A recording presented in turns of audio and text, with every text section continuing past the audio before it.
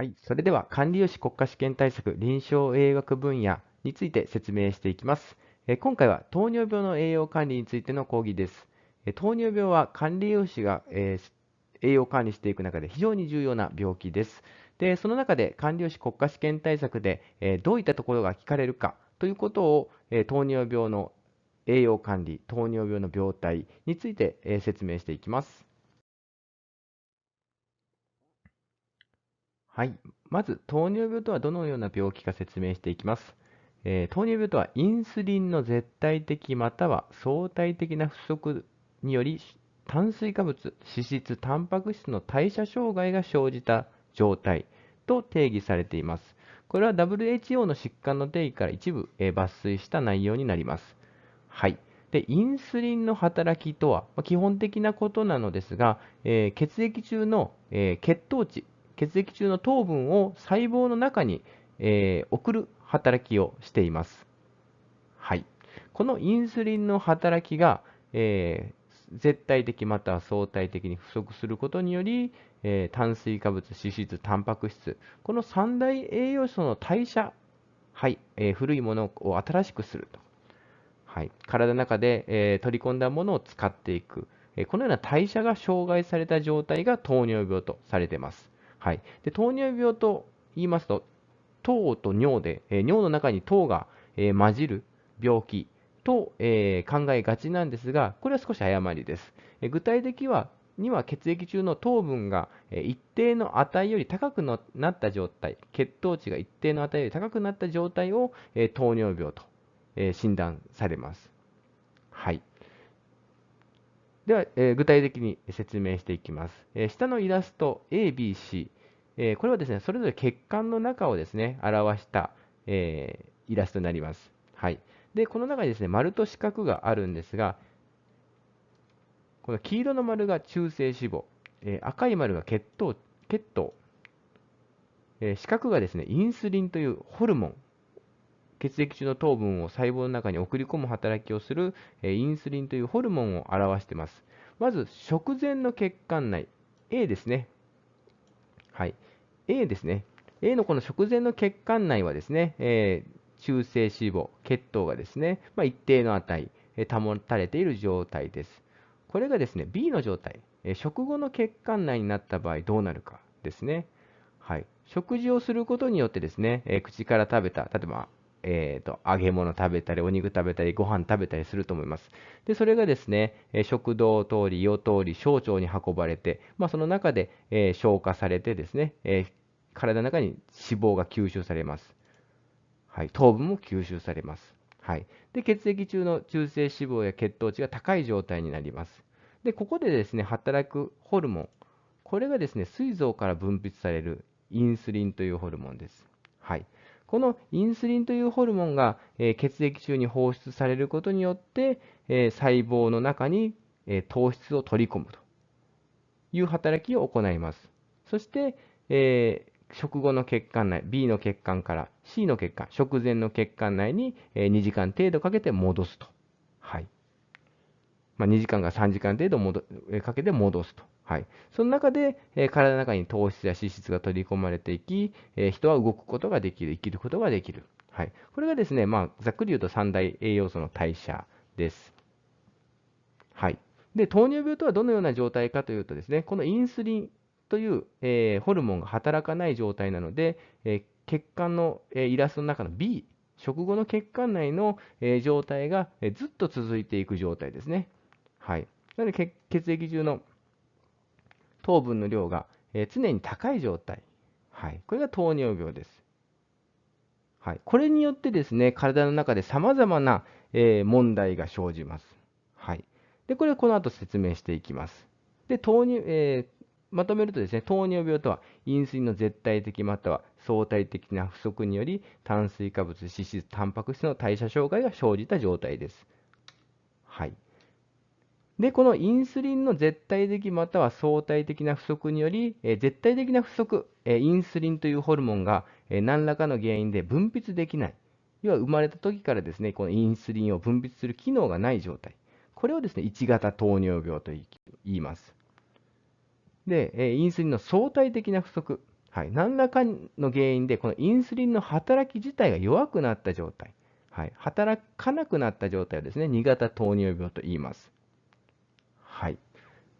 で、糖尿病とは、この絶対的な不足、相対的な不足、これによってですね、炭水化物、脂質、タンパク質の代謝障害が生じた状態。はい、これが糖尿病です。はい、次に2型糖尿病の糖質の代謝について説明します。今回の動画では、2型糖尿病、インスリンの相対的不足により生じる糖尿病の内容を細かく説明していきます。はい、下のイラスト、それぞれ血管を表しています。はい、一番左がですね、正常な血管の中を表したイラストです。はい。で、ここにあるですね、丸印がですね、黄色の丸が中性脂肪、赤い丸が血糖、血液中の糖分、四角がインスリン。ちょっと変わった形の、緑のやつがですね、これインスリン抵抗性をそれぞれ表しております。これについても、この後説明していきます。まず、正常な血管内。はい。この中にはですね、血液中の脂質や糖分がですね、一定量維持されております。はい。で、インスリンが細胞の受容体に結合、糖質が細胞内に移動する。これどういうことかというとですね、食後ですね、血糖値や中性脂肪は増加します。はい、これですね、食べたものがですね、食道を通り、胃を通り、小腸から吸収され、それまでに消化を受けてですね、吸収されます。はい、それによってですね、血液中の脂肪分、血液中の糖分、はい、これがですね、増加していきます。はい、正常な血管と比べると、増加していきます。はい、で、この状態で何が起こるかというとですね、インスリンという、膵臓から分泌されるホルモン、はい、これがですね、細胞の受容体に結合します。はい、で、これによりですね、細胞に糖質を取り込むことが、はい、できるようになります。はい。で、血液中の糖分が細胞の中に移動します。これによってですね、血液中の糖分は、一定の濃度で保つことができます。はい。で、反対に細胞はですね、取り込んだ糖質をエネルギー源にすることができます。これがですね、正常な糖質の、血液中の代謝です。はい。では、一番右の血管のイラストを見ていきましょう。はい。これがですね、2型糖尿病の方のですね、糖質の代謝がどう変わっているかを表した、イラストです。はい。で、インスリンの働きをインスリン抵抗性が、阻害し、糖代謝が滞ると書いてます。はい。これどういうことかというとですね、はい。本来はインスリンが血液中に入るとですね、細胞に結合しようとするんですが、その働きをインスリン抵抗性というものが阻害することによって細胞の受容体に結合できない。はい。これがですね、2型糖尿病の方の血液中で起こっている状態です。はい。で、このインスリン抵抗性とは何かというとですね、過剰に体の中に脂肪が蓄積した状態。要はですね、かなりの高度な肥満な方、内臓に脂肪が蓄積している方、いわゆる内臓脂肪型肥満の方、はい。このですね、型の脂肪細胞からこのインスリン抵抗性というのは分泌されています。はい。なので、過剰にですね、普段からエネルギーを摂取している方は、糖尿病になりやすいと。はい。で、このインスリンの働きを阻害することによって、インスリンの働きをインスリン抵抗性が阻害し、糖代謝が滞っている状態。これが2型糖尿病です。はい。はい、まとめるとですね、2型糖尿病の糖質代謝に関しては、インスリン抵抗性がインスリンの働きを阻害することによって、いつまでも血液中の糖分が高い状態。これが2型糖尿病です。はい、次に糖尿病に罹患することで起こる合併症について説明していきます。先ほど2型糖尿病の糖質の代謝について説明しました。はい、血液中の糖分が高い状態が続くのが2型糖尿病というお話しさせてもらいました。では、なぜですね、血管の中に糖分が高い状態が続くと良くないのか。はい、これはですね、血液中の糖分が高い状態が続くとですね、血管の内皮細胞に障害が起こる、要は血管に病変が起こっていくことが問題とされています。はい、でそれによってですね、起こる合併症2種類、慢性合併症と急性合併症、はい、これが起こるからですね、糖尿病になると良くないと言われます。はい。で、まず1つ目、慢性合併症について説明していきます。慢性合併症、大きく分けて3種類あります。はい。慢性合併症、神経障害、網膜症、腎症。はい。これはですね、いわゆる三大合併症と言われる、慢性の合併症になります。はい、これですね、どういう状況かというとですね、毛細血管、髪の毛よりも細い血管ですね、これが障害され、それぞれの器官が、障害されます。はい、これどういうことかというとですね、まず神経障害、はい、末梢のですね神経の近くに、毛細血管が、走ってるんですけど、その神経にですね、栄養を送ったりですね、酸素を送ったりする、毛細血管が血液中の糖分が多いことにより、潰れてしまいます。はい。潰れてしまいます。それによって何が起こるかというとですね、末梢の神経に栄養が送れなかったりですね、その神経の代謝を行っている中で不要なものをですね、血液中に戻して、体の外に出そうということがうまく行えなくなります。はい。それによって末梢の神経でさまざまな障害が起こります。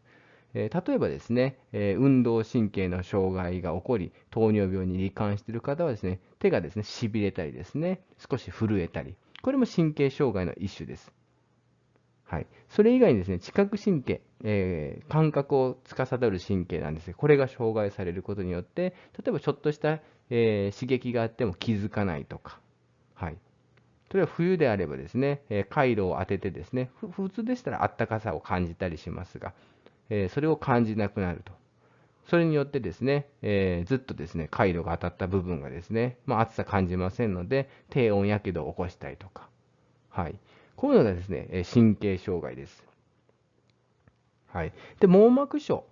網膜症とはですね、どのような障害かというとですね、これ網膜って目なんですけども、目のですね、毛細血管、細い血管が障害されることによって、目にですね、栄養や酸素が送られなくなってくると。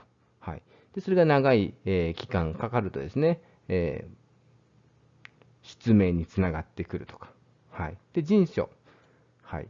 これ腎症ですね。腎臓の働きとすると、体の中で不要なものを体の外に出したりですね、本来は必要なものを腎臓で再吸収して、また血管の中に戻すと。はい、必要なものを、吸収したりですね、不要なものを体の外に出したりする。これが腎臓の機能になります。はい。これがですね、障害されることにより、腎臓の、不要なものを出すことができなくなってきます。はい。ということで、血液中の中に不要なものがどんどん溜まっていくと。はい。これがですね、腎症です。はい。で、慢性合併症をまとめるとですね、神経障害、網膜症、腎症、はい、毛細血管が障害され、それぞれが本来持っている器官が、障害されていきます。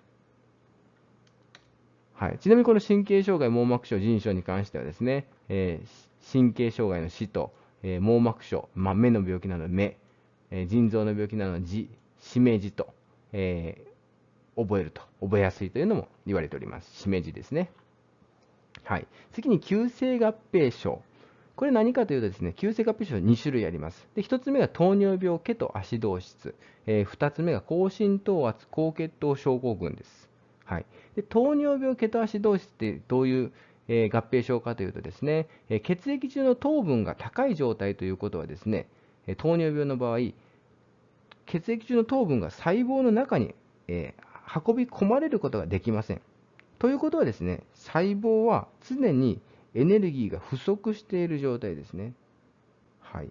で、この時ですね、体の中でエネルギーが作られませんので、細胞はどのような形で働くかというと、体の中に蓄えられている脂質をエネルギー源にしてですね、はい、エネルギーを賄おうとします。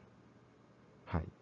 で、この時ですね、脂質をエネルギー源として、エネルギーとして使うことができるんですが、その時に使われるものがですね、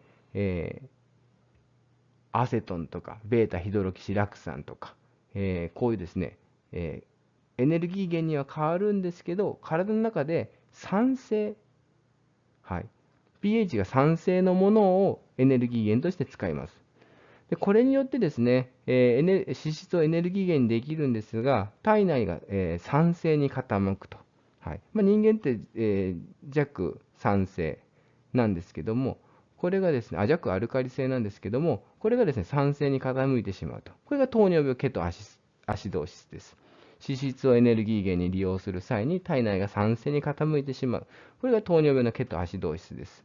はい、次に高浸透圧高血糖症候群とは何かというとですね、血液中の糖分が非常に高い状態が長く続くとですね、血液中の水分、水分の代謝がうまく行えずですね、循環不全を起こします。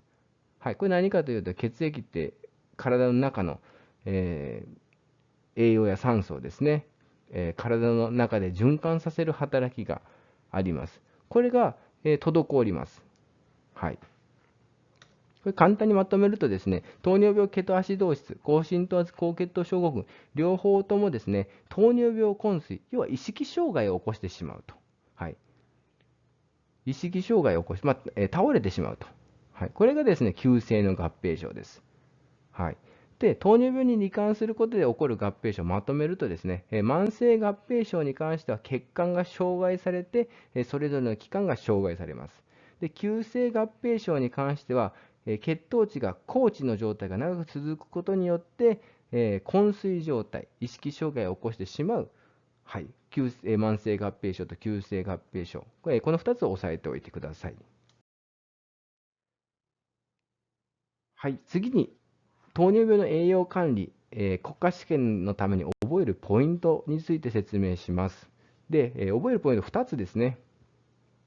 まず、糖尿病の栄養管理とは何か。で、2つ目はどんな合併症があるか。ここを押さえておいてください。管理士の仕事がですね、対象者の栄養状態を判断して管理していくことが目的になります。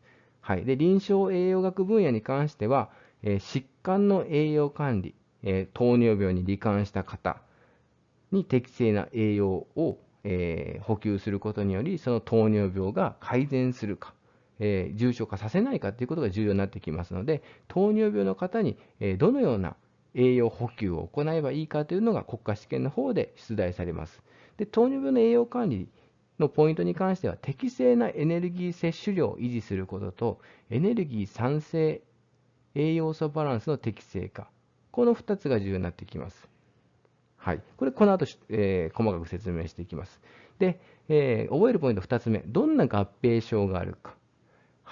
で、先ほど説明しました糖尿病のケトアシドーシス、高浸透圧高血糖症候群、神経障害、網膜症、腎症。血液中の糖分が高いことで起こる病気と、高いことが続くことによって起こる血管病変。この合併症の種類を押さえておいてください。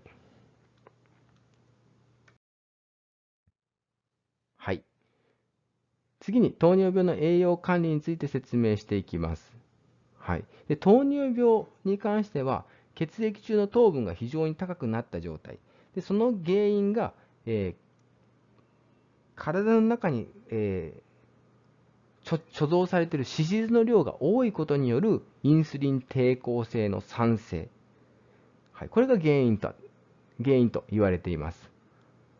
これを改善するためにはですね、まず適正体重の維持。要は肥満、高度肥満の方は標準体重に向けてですね、減量していくというのがですね、目的になってきます。ということはですね、その栄養管理の方向性としては、適正なエネルギー量を摂取するというのが、糖尿病治療ガイドラインの方で示されています。で、適正なエネルギー量ってどうやって求めるかというのがですね、この表の方に書いてあります。ここですね。で、エネルギー量、糖尿病の方の適正なエネルギー量の求め方は、標準体重 ×25 から30。例えばですね、標準体重が60キロの方の場合ですね、60×25 から 60×30。はい。1500キロカロリーから、1800キロカロリーがその方の適正量となります。はい。で、ここちょっと注意書きに書いてますが、身体活動量により、若干違いがありますと。はい。で、ここでちょっと基本的な、事項を説明していきますが、標準体重の求め方に関してはですね、身長をメートルに直してですね、身長×身長 ×22 をかけてもらうと、標準体重を求めることができます。最もですね、疾患に罹患しにくい、病気になりにくい体重と言われているものが標準体重です。これが求めることができます。はい。で、身体活動量により、ここの係数が変わってくるんですが、身体活動量ごとの係数、これをですね、下に書いてます。軽労作、ほとんど事務作業でほとんど動かない方はですね、25から30、中等度の労作、そこそこ動く方は30から35、重い労作、かなり体を酷使する仕事に関しては、1日35がそれぞれ係数になります。はい。係数、ここに入れる数字ですね。ここに入れる数字が変わってきます。はい、でこの糖尿病の栄養管理、一般的な方と比較するとどうなのかというとですね、日本人の食事摂取基準、2020年版と比べて大きな差はありません。